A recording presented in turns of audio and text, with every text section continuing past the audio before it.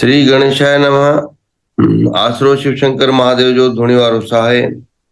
बोलो श्री मद भगवत गीता जी जय। श्री कृष्ण कन्हैया लाल जी जय। हे कृष्णा करुणा सिंधु दीन बंधु जगत पते गोपेश गोपिका कांत राधा कांत नमो उस्तते। सतगुरु दीन दयाल मुझ पर कृपा कीजिए, नानक नदर निहाल कार्य हमरे सिद्ध भये। अथ द्वितीय अध्याय श्री परमात्मा ने नमः। श्लोक संख्या 62। भगवान पंहिंजे मुख सां ज्ञान ॾींदा वञनि था।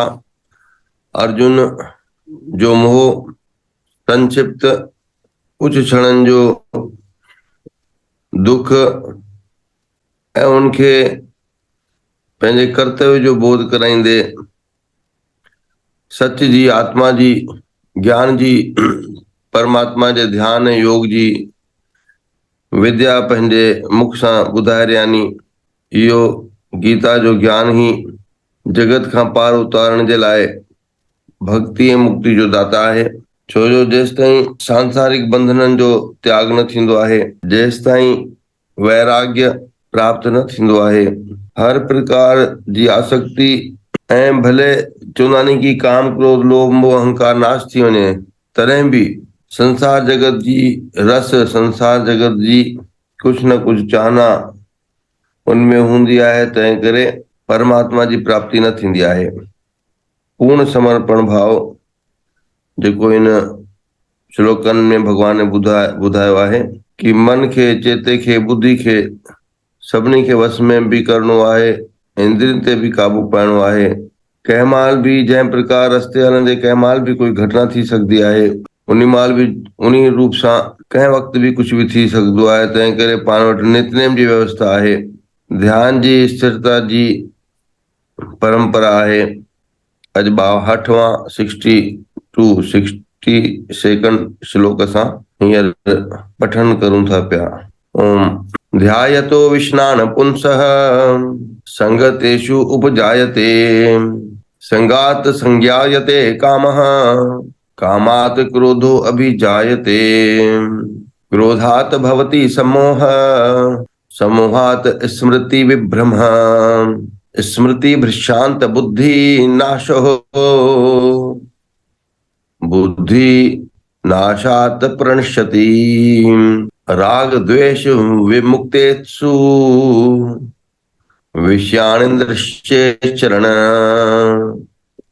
आत्मवैश्यैर्वृद्धियात्मा प्रसादम अधिगच्छति प्रसादे सर्व दुःखानां हानिरस्योपजायते प्रसन्न चेतसो ह्रीहाशु बुद्धि पर्यवतिष्ठते नास्तिर्बुद्धिर्युक्तस्य न चायुक्तस्य भावना न चाभावयत शांति न चाभावयत शांति अशांतस्य कुतः सुखम् इंद्रियाणाम हि चरन्ताम यत मन अनुविधीयते तदस्य हरति प्रज्ञाम वायु नामाम इव अभ्यसी तस्मादस्य महाबाहो निगृहीतानि सर्वशः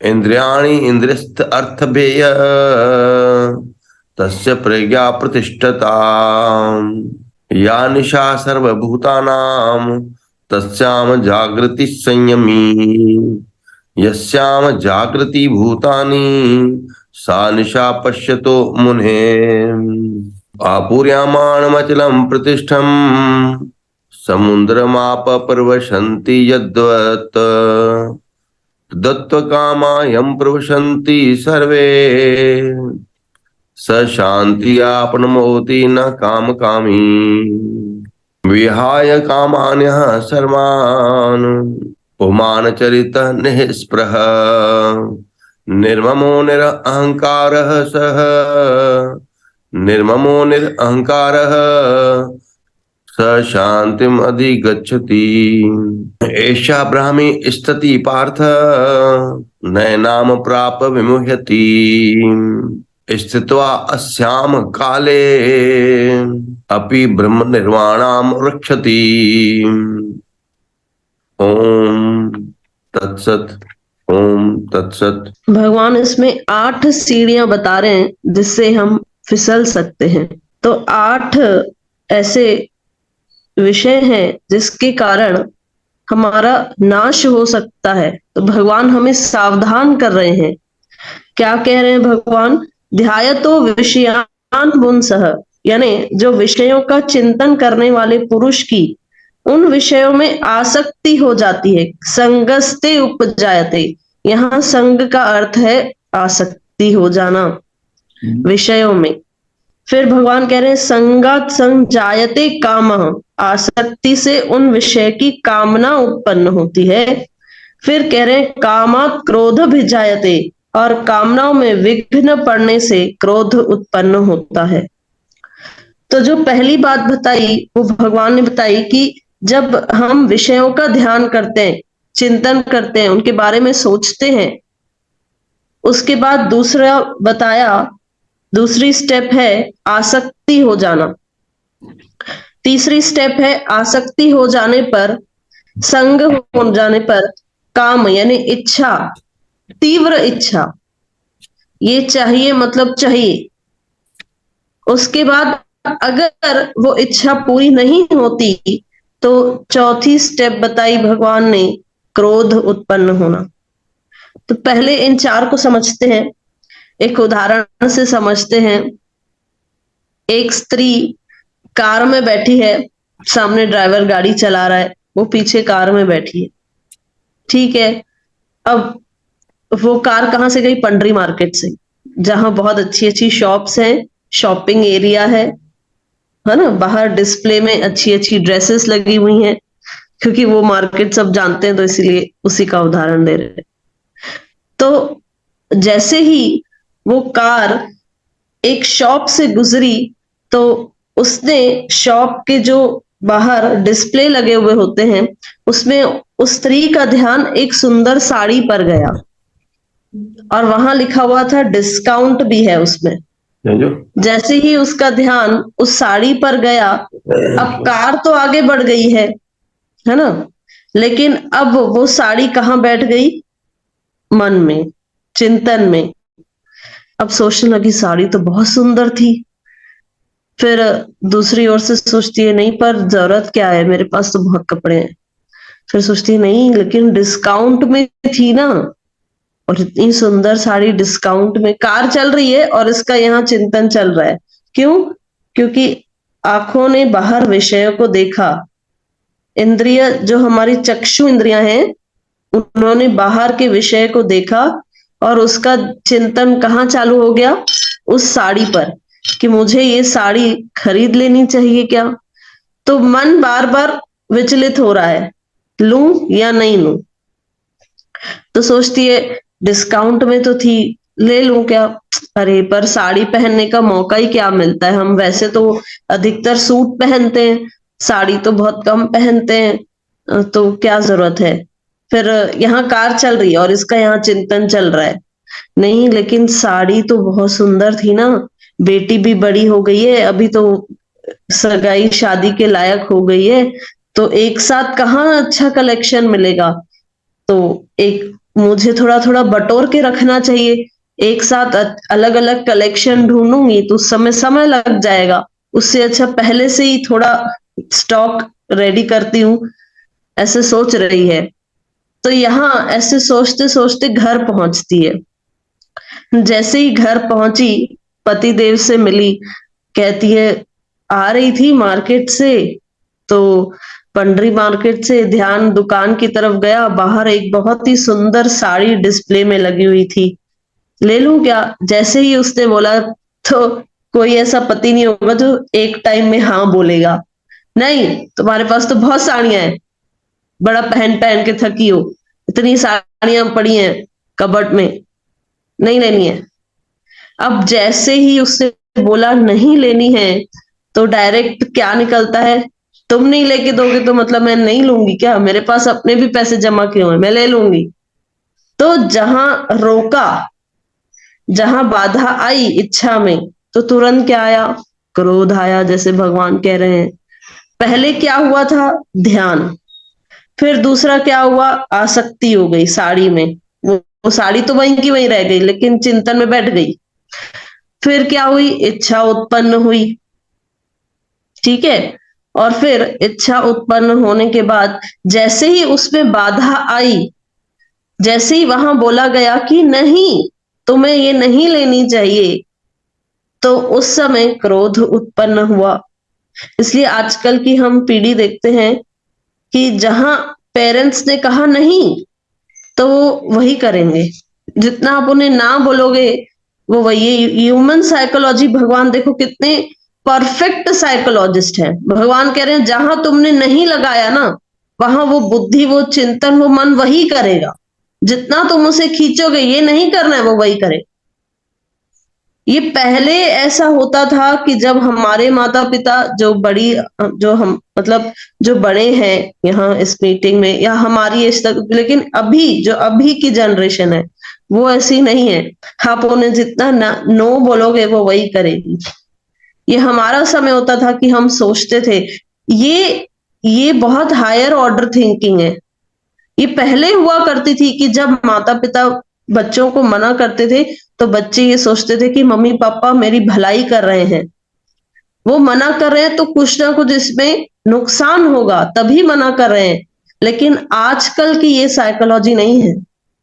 आजकल के बच्चे ये नहीं सुनते हैं। जहां नहीं बोला, वहां तुरंत वही करते हैं।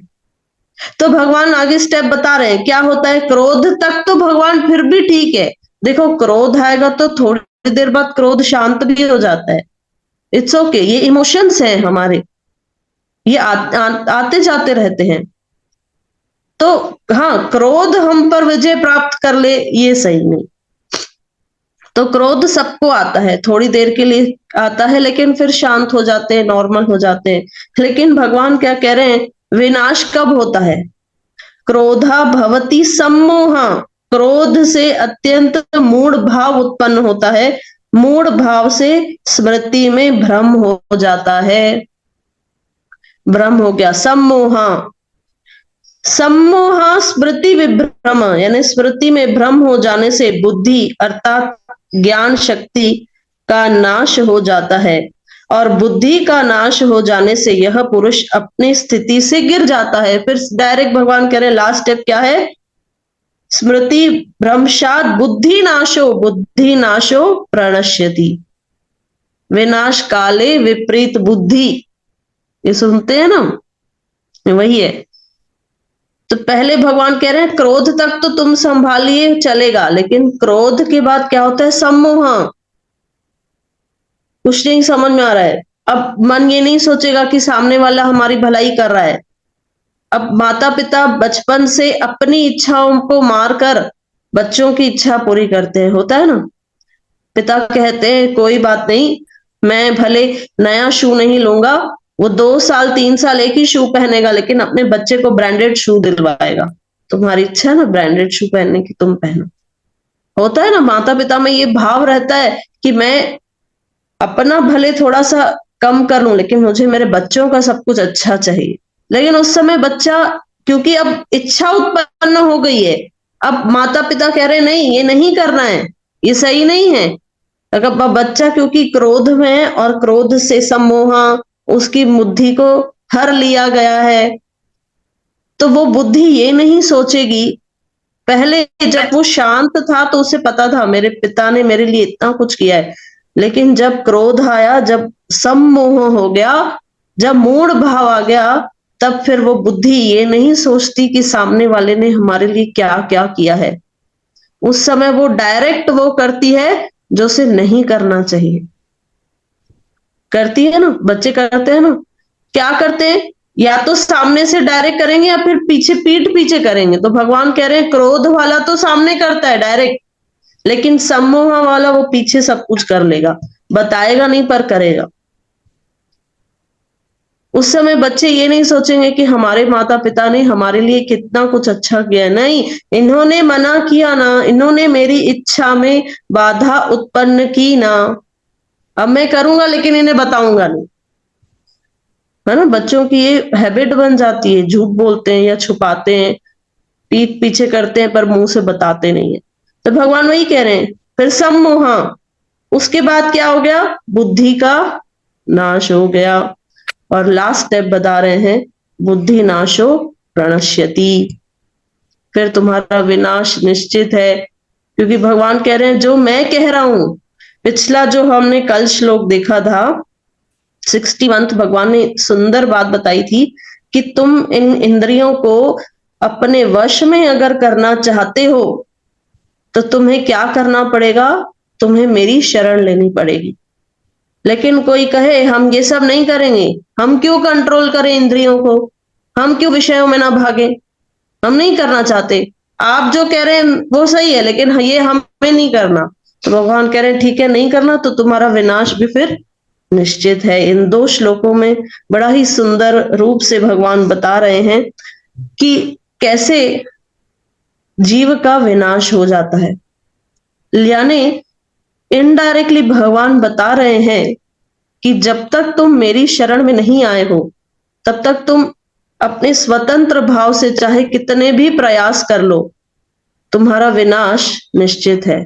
क्योंकि कल हमने बताया था, ये बात समझाई थी कि इंद्रियों की शक्ति बहुत ही तीव्र होती है, बहुत ज्यादा है।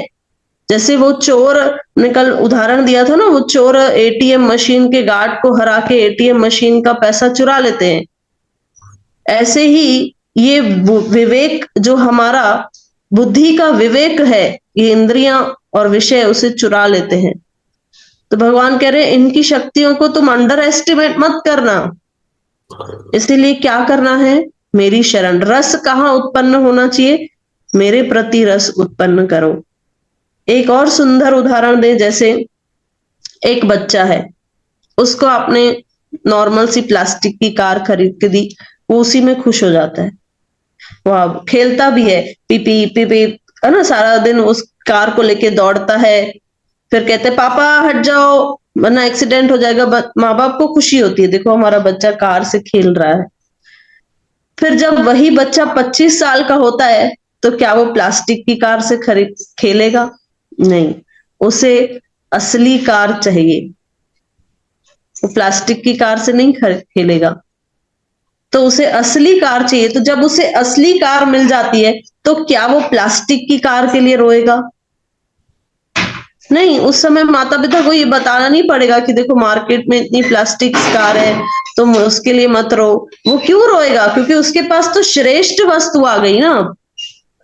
जिस स्त्री के पास डायमंड का नेकलेस है, क्या वो नकली नेकलेस देख के खुश होगी, वो कहेगी ये तो नकली है, मेरे पास तो उससे भी श्रेष्ठ असली हीरे का हार है।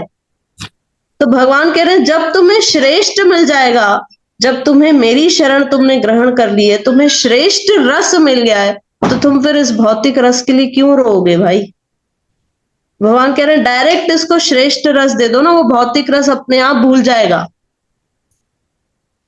तो सबसे सरल तरीका बता रहे हैं कि मेरी शरण में आ जाओ, तुम्हें कुछ नहीं करना पड़ेगा, वो अपने आप जब श्रेष्ठ रस मिलेगा तो इंद्रियां इन विषयों में नहीं भागेगी। आगे भगवान कह रहे हैं परंतु अपने अधीन किए हुए अंतकरण वाला। परंतु क्यों, क्योंकि अभी तक जो 2 श्लोक भगवान ने कहे वो उस जीव के कहे जिसकी इंद्रियां वश में नहीं है। अब भगवान उल्टा बता रहे हैं, जिनकी इंद्रियां वश में है, जो इनके अधीन नहीं है, जो अपने अधीन किए हुए अंतकरण, जिनका मन अपने कंट्रोल में है, मन पर संयम जिन्होंने प्राप्त कर लिया है, हासिल कर लिया है, साधक अपने वश में की हुई राग द्वेष से रहित इंद्रियों द्वारा विषय में विचरण करता हुआ अंतकरण की प्रसन्नता को प्राप्त होता है। तो भगवान कह रहे हैं कि भगवान निंदा नहीं कर रहे हैं कि तुम इच्छाएं मत रखो या तुम इंद्रियों ऐसी हैं, विषय ऐसे हैं। भगवान कह रहे हैं सब में तुम रहो, कोई मना ही नहीं है, अपने आप से तुम्हारे पास जो आ रहा है उसे तुम सबको भोगो, लेकिन भूलो मत, मुझे मत भूलो। उसके बाद भगवान कह रहे हैं कि अगर वो इन विषयों में है भी, लेकिन वो अंतकरण से प्रसन्न है, उसके अंदर ना किसी के प्रति राग है, ना किसी के प्रति कोई द्वेष है। अगर मिलता है तो भी ओके, नहीं मिलता तो भी ओके। और हमारा हाल क्या होता है, मिलता है तो बहुत अच्छी बात है, नहीं मिलता है तो रोने बैठ जाते, ये हमारा हाल।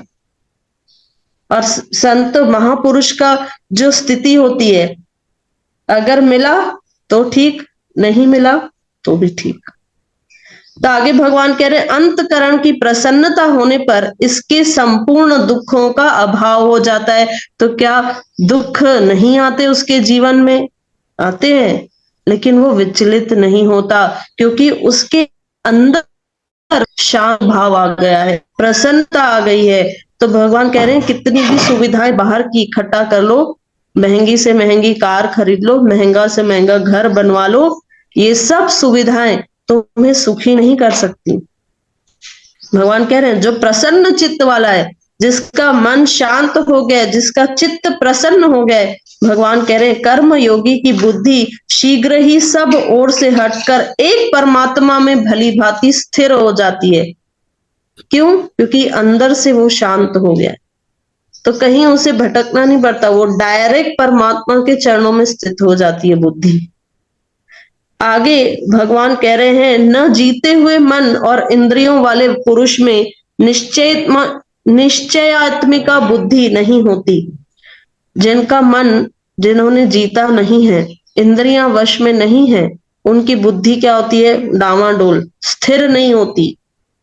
और उस अयुक्त मनुष्य के अंतकरण में भावना भी नहीं होती। भगवान कह रहे हैं अरे इच्छा ही नहीं होती, उसके अंदर भाव ही नहीं होता कि मैं अपनी इंद्रियों पर संयम करूं, अपने मन पर कंट्रोल करूं। भाग रहे चारों दिशाओं में मन, इंद्रियां चारों सब विषयों में भाग रही हैं, लेकिन उसके मन में ये भाव ही नहीं आता। जैसे देखो हम सब साधक हैं, है ना, हम प्रयत्न कर रहे हैं, हम कोशिश कर रहे हैं कि हम अपनी इंद्रियों पर संयम लाएं, हम ज्यादा विषयों में न जाएं, हम परमात्मा की भक्ति में लगे रहें, ये हमारा प्रयास चल रहा है। लेकिन बाहर जो लोग हैं, जिन्होंने संतों की शरण नहीं ली है, जो पूर्ण रूप से माया में डूबे हुए हैं, भगवान कह रहे हैं उनके अंदर तो ये भाव ही नहीं आता कि मुझे अपनी इंद्रियों पर कंट्रोल करना है। देखते हैं ना आजकल तो कलयुग में बताने की जरूरत ही नहीं है, सब हम देख रहे हैं कैसे लोग पार्टीज में जाना एंजॉय करते हैं। पार्टी नहीं, अरे 15 दिन हो गए पार्टी नहीं हुई, बताओ, जब तक पार्टी नहीं होती उन्हें मन को शांति नहीं मिलती। ऐसे तो हाल है। तो ये स्थिति बताने की नहीं है, ये सब अनुभव कर ही रहे हैं। तथा भावनाहीन मनुष्य को शांति नहीं मिलती, और शांति रहित मनुष्य को सुख कैसे मिल सकता है? भगवान कह रहे हैं, पिछले श्लोक में जो भगवान ने बताया, अभी फिर कह रहे हैं कि सुख उसी को प्राप्त है जिसका मन शांत है। जब तक तुम शांत भाव से स्थित नहीं होगे तो तुम्हें सुख कैसे मिलेगा?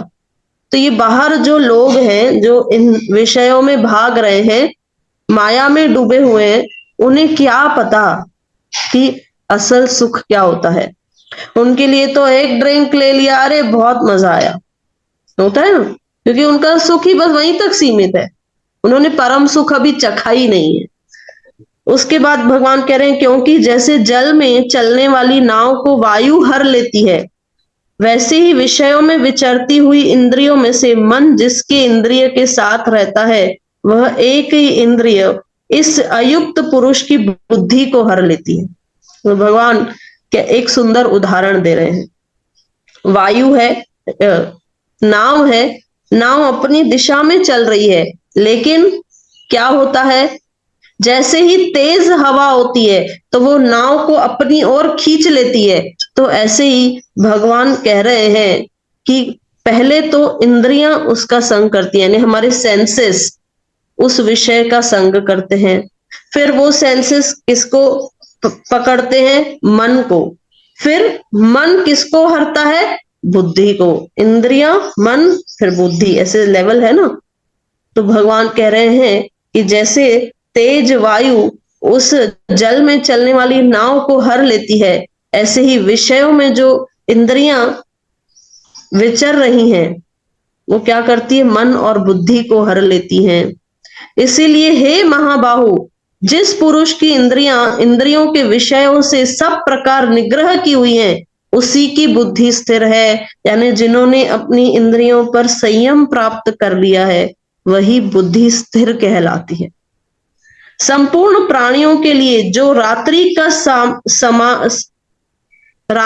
के समान है, उस नित्य ज्ञान स्वरूप परम आनंद की प्राप्ति में स्थित प्रज्ञ योगी जागता है। और जिस नाशवान सांसारिक सुख की प्राप्ति में सब प्राणी जागते हैं, परमात्मा के तत्व को जानने वाले मुनि के लिए वह रात्रि का समय है। अब इसका डायरेक्ट अगर हम ट्रांसलेशन करें तो व्यक्ति के लिए जो रात है, वो योगी के लिए दिन है। वो जागता है, मतलब समान जो व्यक्ति हैं, जो कॉमन मैन है, वो रात के समय सोता है, और जो योगी पुरुष है, जो भगवान की भक्ति में लगा हुआ है, वो रात्रि के समय जागरण करता है। और सुबह के समय जो कॉमन मैन, जो व्यक्ति क्या कर रहा है, जाग रहा है, उसी समय वो योगी सो रहा है, अगर डायरेक्ट कोई ट्रांसलेशन करे। लेकिन इसका वो ट्रांसलेशन नहीं है, इसका थोड़ा गहरा है। भगवान क्या कह रहे हैं कि जो कॉमन व्यक्ति है, जो साधक नहीं है, जो योगी नहीं है, वो कर्मों में सो जाता है, कर्म करते समय सावधान नहीं रहता, उसे नहीं पता मैं क्या कर्म कर रहा हूं, बस कर रहा हूं। लेकिन इसी जगह जो योगी है, जो साधक है, वो क्या होता है, जागृत होता है। अपने कर्म करते समय वो पूर्ण रूप से सावधान होता है कि मैं क्या कर रहा हूं। लेकिन इसी का उल्टा, जब फल मिलने का समय आता है, तब जो कॉमन व्यक्ति है, सामान्य व्यक्ति है, वो पूर्ण रूप से जागृत हो जाता है। फल मुझे चाहिए, कर्म तुमने किया हो या नहीं किया हो, फल जरूर चाहिए। फल अच्छा कैसे आएगा? अगर कर्म ही गलत है तो अच्छा फल कैसे मिलेगा? और इसी जगह विपरीत, जो योगी है, जो साधक है, वो फल के समय सो जाता है। इट्स ओके, भगवान को जो देना होगा वो देंगे, वो निश्चिंत है, ये उसका अर्थ है। तो कर्म के समय सामान्य व्यक्ति सो जाता है, सावधान नहीं होता, और योगी जागता है। जागते रहो, ध्यान सावधान है। और जो फल का समय है, उस समय योगी सो जाता है, क्योंकि उसे भगवान पर विश्वास है। और जो सामान्य व्यक्ति है, वो विचलित हो जाता है। आगे भगवान कह रहे हैं, जैसे नाना नदियों के जल सब ओर से परिपूर्ण अचल प्रतिष्ठा वाले समुद्र में उसको विचलित न करते हुए ही समा जाते हैं, वैसे ही सब भोग जिस स्थित प्रज्ञ पुरुष में किसी प्रकार का विकार उत्पन्न किए बिना ही समा जाते हैं, वही पुरुष परम शांति को प्राप्त होता है, भोगों को चाहने वाला नहीं। अब फिर भगवान एक उदाहरण दे रहे हैं समुद्र का। समुद्र में क्या होता है, नदियां आती हैं, नदियां मिल जाती हैं समुद्र में। जब नदियां मिलती हैं तभी भी समुद्र में बाढ़ नहीं आती, वो उसका लेवल मेंटेन रहता है। और नदी नहीं भी आई तो समुद्र उसकी ओर नहीं जाता कि तुम आई नहीं। इसका कैसे उदाहरण भगवान ने दिया है कि जो स्थित प्रज्ञ है, अगर कुछ सामने से आ रहा है, जैसे भाई अब संतों को क्या जरूरत है, लेकिन भक्त जाते हैं ना अपना भाव लेके, कुछ अच्छी खाने की चीज ले जाते हैं, कुछ भी हम ले जाते हैं, अपने भाव से ले जाते हैं, तो सदगुरुदेव उसे वेलकम करते हैं कि हाँ, आपका भाव हमने स्वीकार किया। तो ऐसे ही नदी क्या करती है, समुद्र क्या करता है, वेलकम करता है। नहीं भी आया तो समुद्र को कोई फर्क नहीं पड़ता। ऐसे ही जो धीर पुरुष है, अगर उसके जीवन में भोग है तो वो उन्हें स्वीकार करके भोगता नहीं है, पर अपने आप को मेंटेन करता है, स्थित रहता है। और जो सामान्य व्यक्ति है वो डूब जाता है। भगवान कह रहे हैं कि वो पुरुष परम शांति को प्राप्त होता है। लेकिन जो भोग चाहने वाले हैं, हम क्या करते हैं, ये चाहिए, ये चाहिए, ये चाहिए, सारा दिन इसी में हमारा दिन खत्म हो जाता है। लेकिन जो स्थित प्रज्ञ है उससे कोई फर्क नहीं पड़ता, चाहे है वस्तु या नहीं है, वो सम रहता है।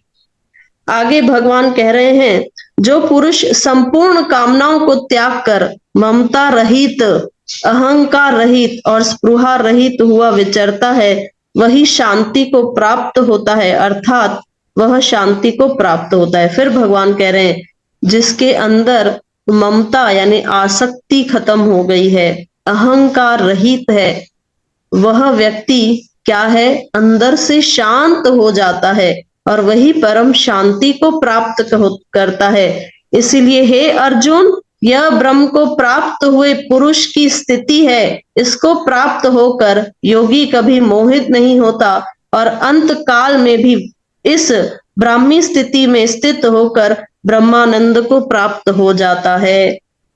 तो जीते जी उसने अपने परमात्मा में अपनी आसक्ति जोड़ दी है, संसार से आसक्ति हटाकर भगवान के चरणों में उसकी आसक्ति हो गई है ना। जो भक्त है उसे बाहर भौतिक विषयों में कोई आसक्ति नहीं होती, उसकी जो सारा प्रेम आसक्ति होती है वो कहाँ होती है, भगवत चरणों में होती है। तो भगवान कह रहे हैं, यह जो ब्रह्म को प्राप्त पुरुष है, यह जब जीवित है तब भी शांत है और फिर अंत काल में वही उसी स्थिति में रहकर एट द एंड भगवान के धाम को प्राप्त करता है। तो इसी के साथ भगवान अपनी वाणी को विराम दे रहे हैं। हरिओम तत्सत। जय जय श्रीराम। उदाहरणनि सां गॾु यानी एग्जाम्पल सां गॾु सोनम पाण खे इन्हनि श्लोकनि जा अर्थ सम्झाईंदी आहे, ॿुधाईंदी आहे। उन्ही जो ध्यान पूर्वक श्रवण करे यानी ॿुधी करे उनजो चिंतन करणु खपे, मनन करणु खपे। उन्ही सां ई पाण जो जीवन सार्थक आहे। मन में शांति ऐं संतोष सां जेके सांसारिक वस्तुओं माने पदार्थ, अनेक प्रकार जा सुख या दुख या अप्राप्त न मिलण वारियूं शयूं, इन्हनि सभिनी जो चिंतन व्यक्ति खे रहंदो आहे। पर पंहिंजे मन ऐं बुद्धि खे जंहिं सावधान करे छॾियो, उन्ही जो मन इन्हनि पदार्थनि खां हटी करे ही प्रभु भक्ति में लॻंदो आहे। तंहिंखे वाणी में ईंदो आहे कि प्रभु की उस्तति करो संत मीत, सावधान एकाग्र चीत। अगर सच में जेके भक्त आहिनि, जेके धर्म प्रेमी आहिनि, जेके नामधारी आहिनि, उहे अगर सच्चे हृदय सां सतगुरु जो ध्यान कंदा नी, वाणी जो जाप कंदा नी, तो उनजे मन में वो शांति जो बिज उत्पन्न थींदो आहे, मोह नाश थींदो आहे। सदानी प्रकाश में टी पातशाही जी कथा में भी गीता साहिब जो श्लोक आयल आहे, जेको हिते आहे 66 नंबर। इन्हीं 66 जो श्लोक गीता सदानी प्रकाश में टी पातशाही ने पंहिंजे मुख सां भक्तन के ज्ञान ॾींदे ॿुधायो आहे कि नास्ति बुद्धिर युक्तस्य न चायुक्तस्य भावना न च भावायात शांति शांतस्य कुतः सुखम। जंहिंजे मन में कामनाऊं आहिनि पयूं, जंहिंजो मन व्यवसायिक आहे, प्रोफेशनल आहे, कुछ न कुछ अर्न करणो चाहींदो आहे, हर ॻाल्हि में लाभ कीअं प्राप्त थिए उहो ॾिसंदो आहे, तो उन्ही जो जीवन करे शांत न थींदो। उहो हर कम में पंहिंजो स्वार्थ, पंहिंजो फ़ाइदो ई ॾिसंदो। ऐं जे विपरीत जंहिंजो मन शांत आहे, उनजी बुद्धि, उनजी सोच भी संतोष वारी थी वेंदी आहे। ऐं जंहिं महिल संतोष जी सुभाउ थी वेंदो आहे, पोइ जेको आख़िरी में उदाहरण ॾिनो सोनम ने कि भई समुंड ऐं पूर्ण सतगुरु जी हिकु ई परिभाषा आहे। उन्हनि वटि कण ईंदो त मण थी वेंदो, मण विरहाईंदा त तॾहिं बि उहो ख़तम ई न थींदो। तहिड़ियूं व्याख्याऊं आहिनि कि अगरि असांजो मन व्यवसाय खे, सिर्फ़ इच्छाउनि खे त्यागे छॾे, धीर थी वञे, सावधान थी वञे, त पोइ असां वटि न केतिरो कुछ बि अचे, असांखे पोइ फ़र्क़ु ई न पवंदो। सब भगवान जो आहे, भगवान के अर्पण आहे, श्री कृष्ण अर्पण आहे। तेड़ो धीर, एतिरो सतर्क, एतिरो शांत भक्तन के थियण खपे कि धन मांगे तो राम मंग, राम मंगे धन होए, धन धन करता जो फिरे तो दोनों कभू न होए। तव्हां सभिनी जो सदाई कल्याण थे, भलो थे। इन्हनि शब्दनि सां जय जय सदाराम, जय जय राजा राम, धन धन सतगुरु साईं गोविंद राम। चलो, ओम सर्वे भवन्तु सुखिनः, सर्वे सन्तु निरामया, सर्वे भद्राणि पश्यन्तु, मा कश्चित् दुःख भाग् भवेत्। ओम पूर्णमदः पूर्णमिदं पूर्णात् पूर्णमुदच्यते, पूर्णस्य पूर्णमादाय पूर्णमेवावशिष्यते। ओम शांति शांति शांति। ओम।